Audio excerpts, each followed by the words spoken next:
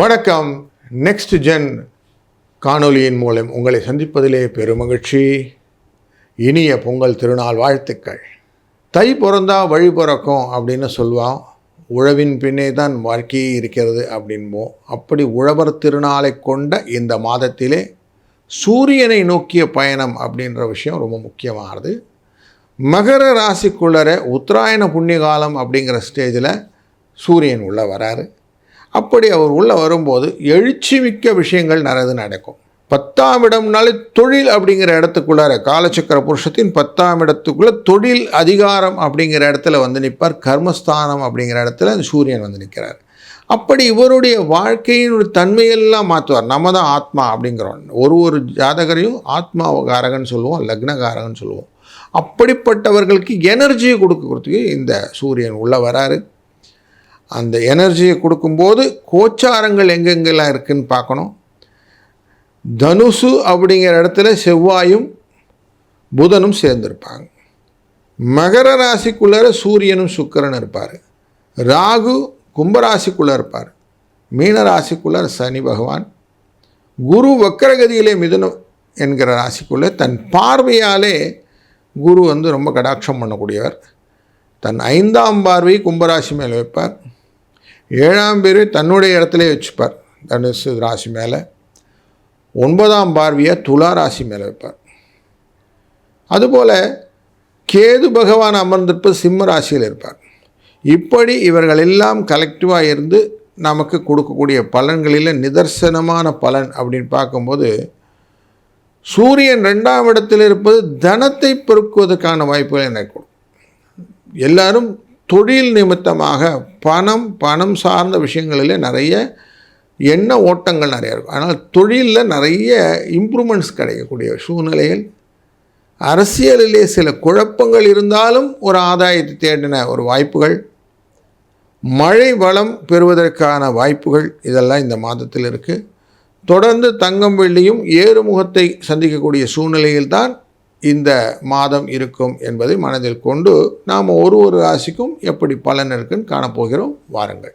மிதுன ராசி நண்பர்களே, உங்கள் ராசிக்குள்ளே இருக்கிற குரு வக்கரகதியிலேயே இருக்க உங்கள் ராசிநாதன் 7ஆம் இடமான தனுசு ராசியில் செவ்வாயுடன் உட்கார்ந்துக்கிறார். இந்த மாதத்தின் பிறப்பு இப்படி தான் இருக்குது. 3ஆம் இடத்துக்குரியவன் முயற்சி, எந்த விதத்திலையும் சாதிக்க வேண்டும் என்ற எண்ணங்கள் ஊக்கங்கள் இதெல்லாம் இருக்கக்கூடிய இடமான சிம்ம ராசிக்காரரான இந்த சூரியன் அஷ்டமத்துக்கு வந்து உட்கார்றார். 8ஆம் இடத்துக்கு வந்துட்டால் என்ன சார் ஆகும்னா உடல் உபாதைகள் கொடுக்கும் அப்படிங்கிறது ஒரு நியதி. தந்தையின் வழியிலே சில செலவுகளும் உண்டு. அதிகாரம் சில இடத்துல செல்லுபடி ஆகாது. கவர்மெண்ட் ரிலேட்டடாக ஒரு தடவைக்கு 4 வாட்டி போய் வரா மாதிரி இருக்கும்.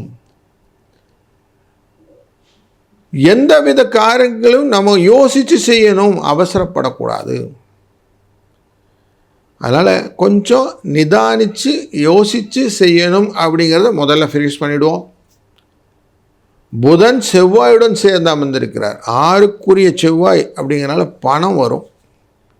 எப்படியான கொடுத்த பணத்தை வாங்கிறதுக்கான வழிகள் எல்லாம் கிடைக்கும். அது மூலிமா கொஞ்சம் தைரியங்கள்லாம் வரும். தேவையற்ற கலகங்களும் வருவதற்கான வாய்ப்புகள் இருக்கிறதுனால கொஞ்சம் அந்த விஷயத்தில் கொஞ்சம் ஜாஸ்தியாக கேர்ஃபுல்லாக இருங்க. அலைச்சல் நிறைய இருக்கும். அதனால் உடல் ஆரோக்கியத்தை கொஞ்சம் ஸ்டெப் எடுத்து பார்த்துக்கிடுங்க. அலைச்சல் வந்தாலே நார்மலாக வந்து நமக்கு உடம்பு முடியாமல் போகிறதுக்கு வாய்ப்பு உண்டு.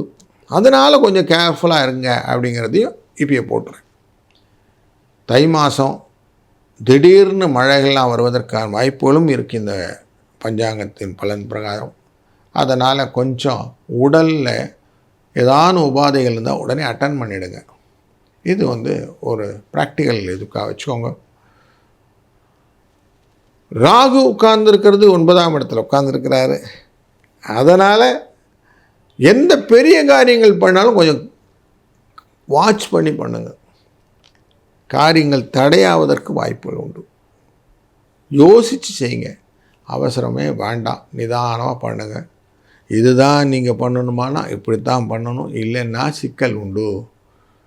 பணம் விஷயத்தில் ஒரு பிரச்சனை இல்லை. நல்லபடியாக கேது பகவான் 3ஆம் இடத்துல அமர்ந்து பணத்தை கொடுத்துட்றார். அதுபோல் தொழில் விஷயத்தில் சனி பகவானும் பணம் கொஞ்சம் செலவானாலும் உங்களை ஓரளவு பார்த்துக்கிறார். ஒன்றும் ப்ராப்ளம் இல்லை.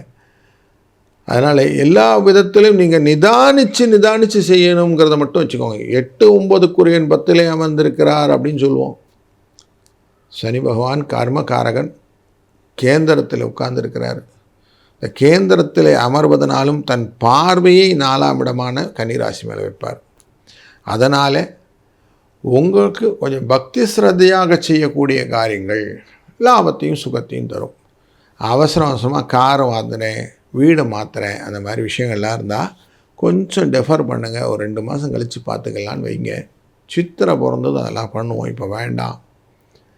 இப்போதைக்கு நம்ம இருக்கிறத வச்சு நம்ம நிதானமாக பண்ணிப்போம். நில விஷயத்துலலாம் அவசரமாக கையெழுத்து போட்டு எதுவும் பண்ணிடாதீங்க. வில்லங்கம் இருக்கான்னு செக் பண்ணிவிடுங்க. இதெல்லாம் கொஞ்சம் கேர்ஃபுல்லாக இருக்க வேண்டிய விஷயங்கள். பெண்கள் விஷயத்தில் முன்னேற்றங்கள் உண்டு. அவங்களுக்கு கல்யாண விஷயங்கள் எல்லாம் இருந்ததுன்னா நடப்பதற்கான வாய்ப்புகள் நிறைய இருக்குது. சுக்கிர பகவான் 8ஆம் இடத்துல இருந்தாலும் தன் பார்வையை 2ஆம் இடமான கடகராசி மேலே வைக்கிறாரு. அதனால் உங்களுக்கு நல்ல தகவல்கள் உண்டாகும் அப்படிங்கிறதும் தெரியும். அதனால் ஒரு மகிழ்ச்சியும் கொஞ்சம் ஜாக்கிரதையும் இருக்க வேண்டிய மாதம் அப்படின்னு இந்த மாதத்தை ஃப்ரீஸ் பண்ணிப்போம். எல்லாமல்ல இறைவன் உங்களுக்கு துணை இருக்கட்டும். வாழ்க வளத்துடன்.